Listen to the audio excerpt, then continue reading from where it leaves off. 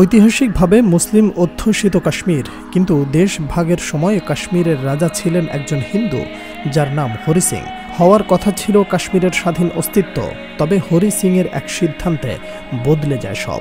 কাশ্মীরের ডোগরি রাজপুত বংশের হরি সিংয়ের জন্ম 1895 সালের 23 সেপ্টেম্বর। ব্রিটিশদের সহায়তায় এই ডোগরি বংশ রাজবংশ প্রতিষ্ঠা করে। হরি সিং ব্যক্তি জীবনে ছিলেন বিলাসী, 4 বিয়ে করেছিলেন হরি সিং, তবে কোনোটাই ভালোভাবে টেকেনি। 1925 সালে হরি সিং প্রথম রাজত্বের সিংহাসন পান।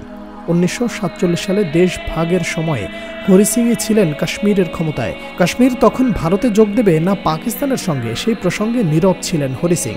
চেয়েছিলেন কাশ্মীর স্বতন্ত্র থাকবে, কিন্তু সেই চিন্তায় অটল থাকতে পারেননি হরি সিং। 1947 সালের 22 অক্টোবর এই সময় পাকিস্তান সমর্থিত পশতুন উপজাতিরা কাশ্মীরে আক্রমণ করে। রাজা হরি সিং এতে ভয় পেয়ে যান। তিনি মাউন্ট ব্যাটেন থেকে শুরু করে ভারতের নেতাদের কাছে সাহায্য চাইতে গেলেন। মাউন্ট ব্যাটেন শর্ত জুড়ে দিলেন, সাহায্য করতে পারি, তবে তার বিনিময়ে কাশ্মীর রাজ্যকে ভারতভুক্ত করতে হবে। হরি সিং নিজের স্বার্থে কোনো গণভোট ছাড়াই বিশাল কাশ্মীরি মুসলিম জনগোষ্ঠীকে ভারতের অংশ করে দেন।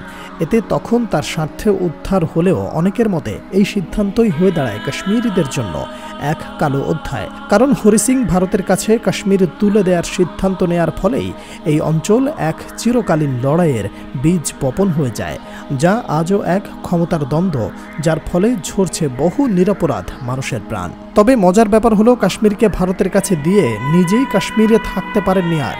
জীবনের শেষ দিন পর্যন্ত তাকে কাটাতে হয়েছিল বোম্বাইতে। সেখানেই তার জীবন অবসান ঘটে, তবে তার একটি সিদ্ধান্তের পরিণতি এখনো ভোগ করছে গোটা কাশ্মীর।